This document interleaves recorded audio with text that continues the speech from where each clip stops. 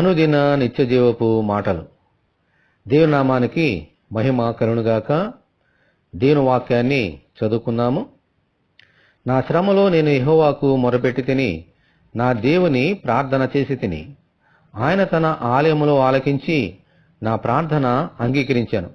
నా మొర్ర ఆయన చెవులలో చొచ్చాను. 2వ సమూయేలు గ్రంథము 22వ అధ్యాయము 7వ వచనం.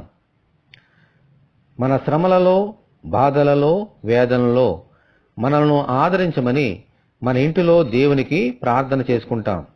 అయితే దేవుని ఇంటిలో చేసే ప్రార్థన ఎంతో బలీయమైనది. దేవుని ఇల్లు అంటే దేవుని మందిరం. ఆ మందిరంలో మనము చేసే ప్రార్థనలను ఆయన ఆలకించి మనల్ని దీవించి ఆశీర్వదించి మన ఇంటికి పంపిస్తారు.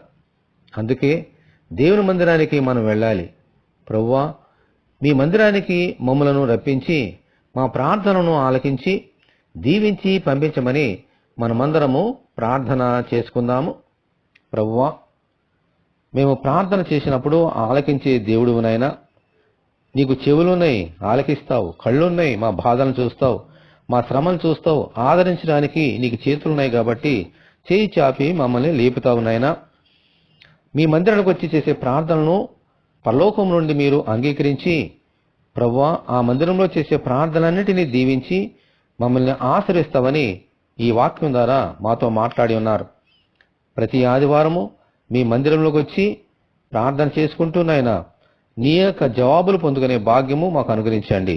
అలాగే మా ఇంటిలో చేస్తున్నటువంటి, మా గృహాల్లో చేస్తున్నటువంటి ప్రార్థనలు కూడా అంగీకరించమని, మరి ముఖ్యంగా మీ మందిరానికి వచ్చే చేసే ప్రార్థనలకు నీ అభిషేకం దయచేసి దీవించమని, ఈ వాక్యం వింటున్న నీ బిడ్డలందరినీ అలాగూ దీవించమని యేసు అతి పరిశుద్ధమైన నామములో ప్రార్థన చేస్తున్నాము తండ్రి, ఆమేన్.